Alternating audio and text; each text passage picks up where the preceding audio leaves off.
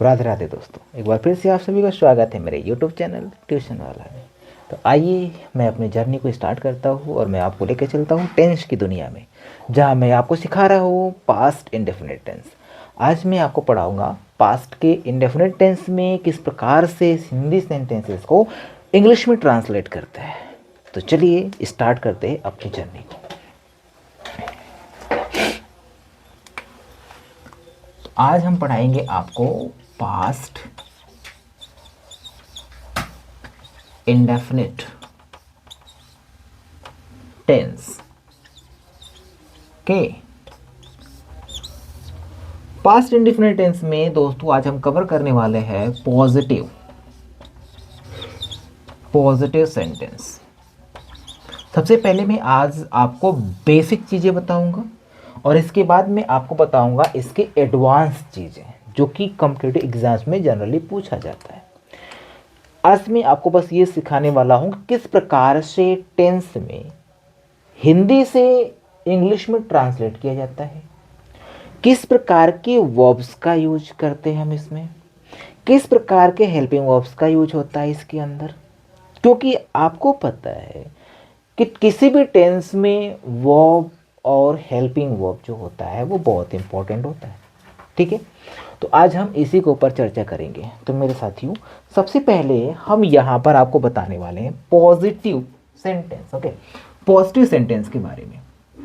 अब इस positive sentence में है ना, means the structure what we have to follow, first subject plus verb in second form and then object. ठीक, ये एक छोटा सा इसका स्ट्रक्चर बनता है। ठीक है, जिसमें हम देखते हैं कि सब्जेक्ट, उसके बाद वर्ब की सेकेंड फॉर्म का यूज करते हैं और उसके बाद हम ऑब्जेक्ट लगाते हैं।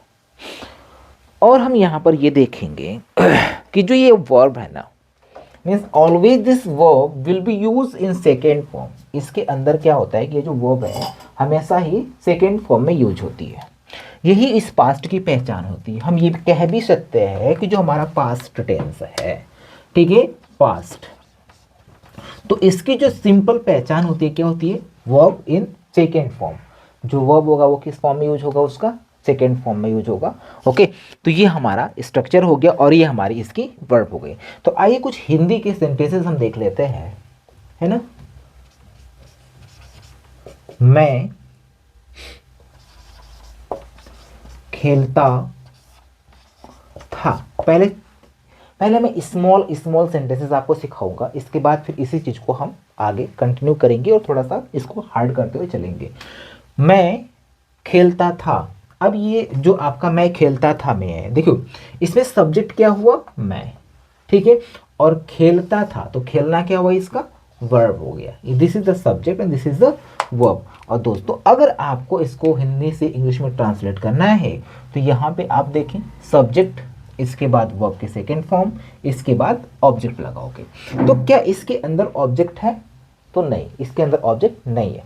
इसमें दो चीजें अभी भी है, क्या, सब्जेक्ट और वर्ब।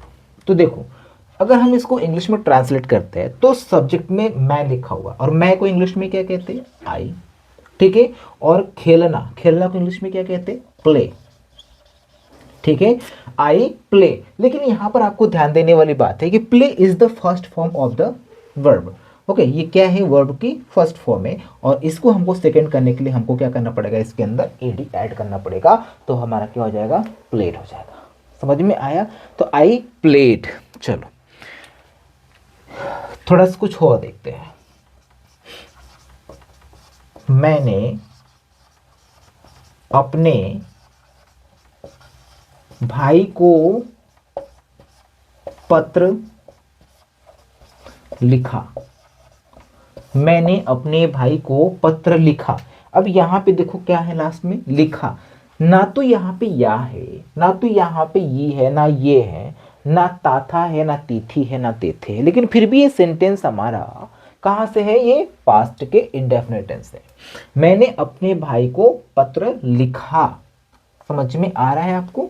तो यहां पे आप देखो इसमें सब्जेक्ट क्या होगा, आई, इसमें वर्ब क्या होगा, लिखना, और इसमें ऑब्जेक्ट क्या होगा। तो इसमें मेरे दोस्तों दो ऑब्जेक्ट है, एक तो हो गया भाई, ठीक ना, एक क्या हो गया, भाई हो गया, और दूसरा क्या हो गया, पत्र हो गया। एक इसमें डायरेक्ट ऑब्जेक्ट है और दूसरा इसके अंदर क्या है, इनडायरेक्ट ऑब्जेक्ट। ठीक, चलो अब ये स्ट्रक्चर आपको फॉलो करना है, सब्जेक्ट, वर्ब की सेकेंड फॉर्म और ऑब्जेक्ट। तो सब्जेक्ट इसमें क्या है, मैंने को इंग्लिश में क्या कहेंगे, आई कहेंगे। इसके बाद हम देखो, मैंने एक चीज और भी बताया था कि अगर आपको स्ट्रक्चर नहीं आता है, सपोज आपको स्ट्रक्चर नहीं आता है, तो आप इसे हिंदी से इंग्लिश में कैसे ट्रांसलेट करोगे। तो यहाँ पे दोस्तों आप सब्जेक्ट को फाइंड कर लो और उसके बाद आप पीछे से एक एक वर्ड की इंग्लिश लिखते चले जाओ। लिखा, तो लिखा का क्या करेंगे हम, रोट करेंगे। ठीक, तो आई रोट, उसके बाद क्या है, पत्र, है ना, आई रोट लेटर। अब उसके बाद क्या है, भाई को, और भाई किसका, अपना। तो आई के साथ अपना के लिए क्या लगाएंगे, माई लगाएंगे। तो आई रोट लेटर, है ना, सॉरी, टू, टू लगा लेंगे क्योंकि किसके लिए लिखा। ठीक है, तो यहां से हमारा के का सेंस निकल के आ जाएगा, I wrote letter to my brother. समझ में आ गया आपको, I wrote letter to my brother. चलिए कुछ और देखते हैं। थर्ड, उसने खाना खाया है, उसने खाना खाया है। चलो अभी बताओ, ये सेंटेंस किस टेंस से है, ये सेंटेंस किस टेंस से है। तो बेसिकली आप यहाँ पे देख सकते हैं कि पहचानने का जो तरीका होता है वो हम पीछे से ही देखते हैं। तो पीछे से देखो, जब हम देखेंगे यहाँ पर, तो लास्ट की जो वर्ड मैंने यहाँ पर यूज किया है वो क्या है। और है किस टेंस में यूज होता है, तो ये होता है प्रेजेंट में। समझ में आया, है किस टेंस में यूज होगा, प्रेजेंट में यूज होगा। और यहां पर आपको बता रहा है कि खाना खाया है, इसका मतलब कि जो खाने वाला कार्य है वो कंप्लीट हो चुका है। ठीक है, और अगर कार्य कंप्लीट हो चुका है तो यहाँ पे हम क्या करेंगे, परफेक्ट कर देंगे इसको।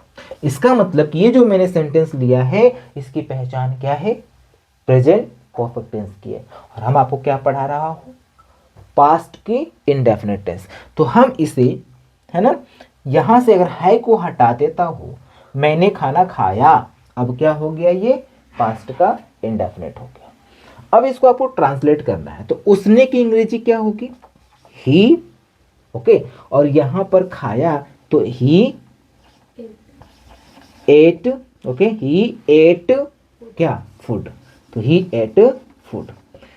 आई होप आपको ये बातें समझ में आ रही होंगी, है ना, बहुत ही बेसिक सी थिंग्स, जनरल नॉलेज के टाइप से मैं आपको बता रहा हूँ। तो जनरल नॉलेज इट इज़, है ना, of the past indefinite tense. ठीक है, इसके बाद मैं आपको बताऊंगा नेगेटिव। तो चलिए, अगर आपको स्क्रीनशॉट लेना है आप ले सकते हैं। इसके बाद मैं इसका नेगेटिव पार्ट स्टार्ट करता हूँ।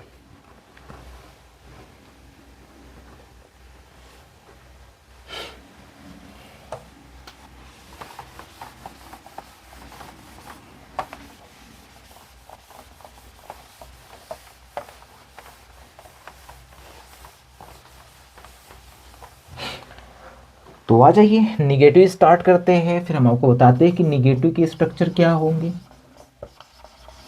Negative sentence. अब दोस्तों निगेटिव सेंटेंस में करना कुछ नहीं होता है, इसके अंदर एक हेल्पिंग वर्ब की आवश्यकता होगी जिसका नाम है डिड।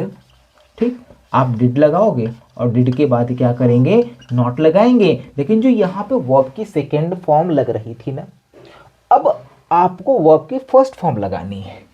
यहाँ पे जो वर्ब की सेकेंड फॉर्म लग रही थी उसे आपको फर्स्ट फॉर्म में कर देनी है। समझ में आया।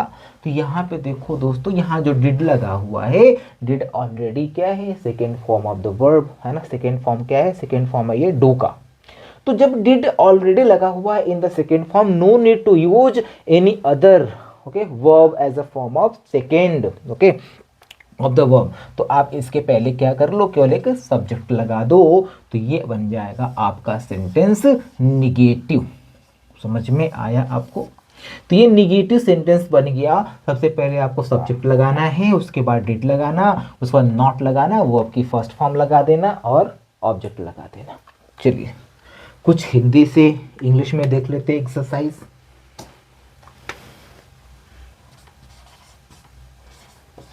किशन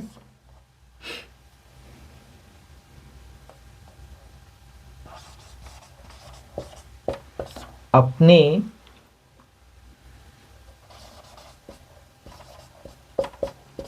कार्यों को समय पर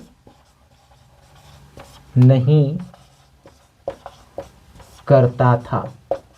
ठीक है, किशन अपने कार्यों को समय पर नहीं करता था।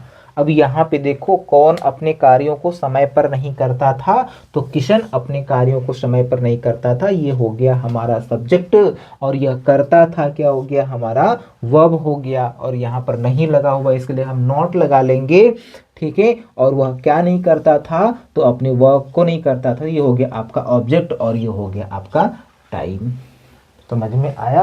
तो इसी के आधार पर जो आपका स्ट्रक्चर बना हुआ है, बस इसी के आधार पर आप इसे रख दीजिए।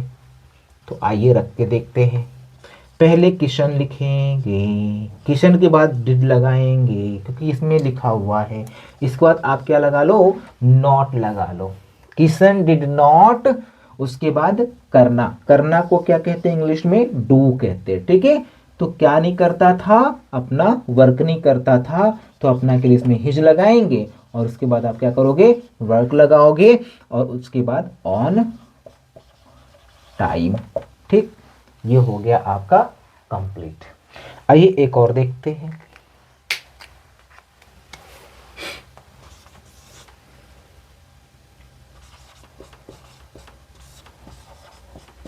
माताजी रामायण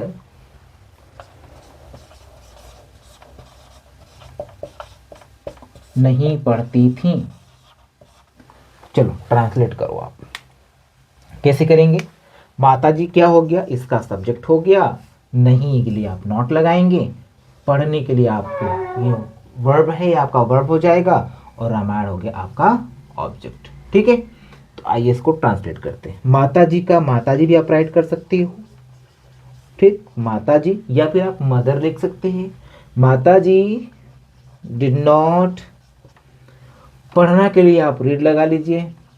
ओके, क्योंकि स्पेलिंग सेम रहेगी, बस उसका प्रोनाउंसिएशन चेंज हो जाता है, रीड रेड रीड हो जाता है। और इसके बाद आप क्या कर लीजिए, रामायण। ओके, ये हो गया आपका सेंटेंस हिंदी से इंग्लिश में, है ना। देखो बहुत ही आसान है ना। ठीक है, आई होप आपको समझ में आ रही होगी सारी बातें। तो चलिए आज के लिए बस इतना ही, है ना। फिर मिलेंगे कल इंट्रोगेटिव सेंटेंस के साथ, और मैं आपको इंट्रोगेटिव बहुत ही डिटेल में पढ़ाऊंगा। और इसके बाद में इसके पास्ट इंडिफरेंट टेंस के जितने भी एडवांस लेवल के जो स्ट्रक्चर्स हैं और जो इसके रूल्स हैं वो मैं आपको बताऊंगा, है ना। जहाँ पे आपको मिलेगी एक ऐसी नॉलेज जिसके अकॉर्डिंग आप एसएससी, बैंकिंग, रेलवे या फिर किसी भी टाइप्स के जो एग्ज़ाम्स होते हैं जहाँ पर इंग्लिश पूछी जाती है, तो आप वहाँ पे अपने लेवल के अकॉर्डिंग, अपने नॉलेज के अकॉर्डिंग आप उसे बिट कर पाएंगे। Okay, so my dear friends, keep watching my video if you peoples are like, है ना, means whatever I am teaching to you all, so please like share and subscribe.